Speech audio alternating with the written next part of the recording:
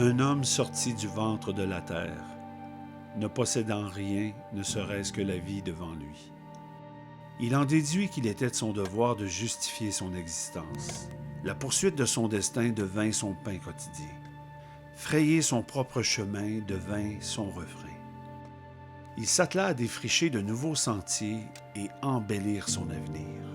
À la sueur de son front, il travailla toute sa vie pour se faire un nom.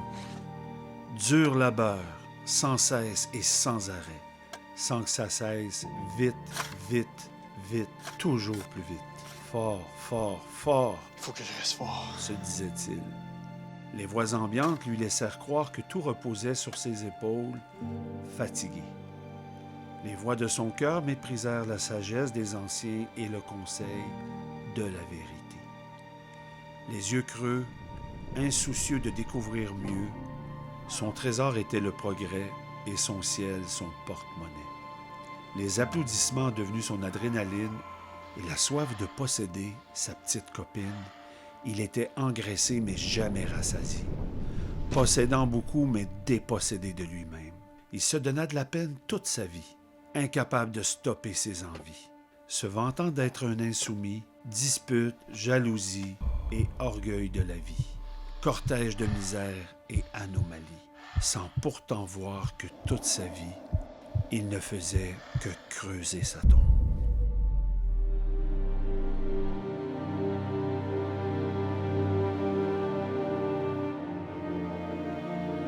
Si tout ce que vous avez dans cette vie ne dépasse pas cette vie, laissez-moi vous dire que vous êtes pauvre et misérable.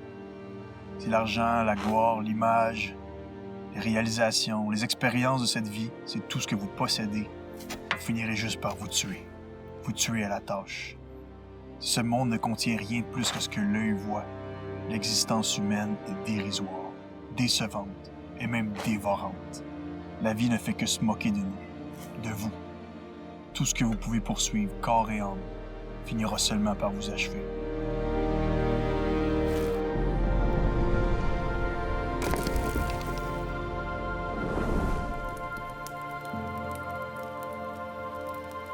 Le seul qui peut faire quelque chose pour nous, c'est celui qui est sorti de sa tombe.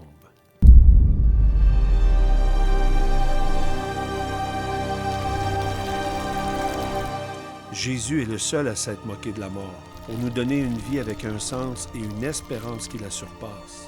Si Dieu n'existe pas, si Jésus n'est pas ressuscité, le meilleur de notre expérience humaine, tout comme cet homme, ne reste que vanité, futilité, frustration et funèbre déception.